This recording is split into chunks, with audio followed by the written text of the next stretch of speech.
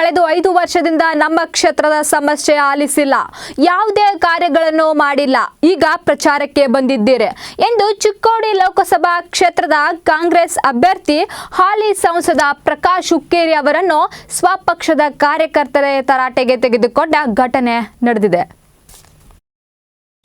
ಮಂಗಳವಾರ ಚಿಕ್ಕೋಡಿ ಲೋಕಸಭಾ ವ್ಯಾಪ್ತಿಯ ಹುಕ್ಕೇರಿ ಪಟ್ಟಣದಲ್ಲಿ ನಡೆದ ಕಾಂಗ್ರೆಸ್ ಅಭ್ಯರ್ಥಿ ಪ್ರಚಾರ ಸಭೆಯಲ್ಲಿ ಭಾಷಣದ ವೇಳೆ ಕಾರ್ಯಕರ್ತರು ಮುಖಂಡರ ಭಾಷಣಕ್ಕೆ ಅಡ್ಡಿಪಡಿಸಿದ್ದಾರೆ.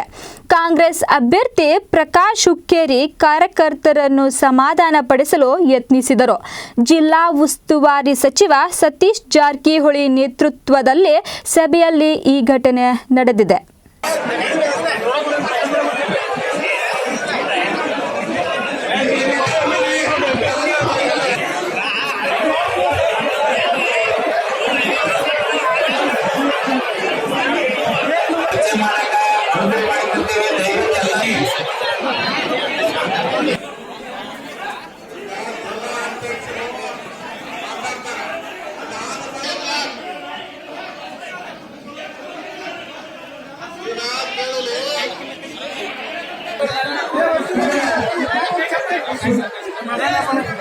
Gracias.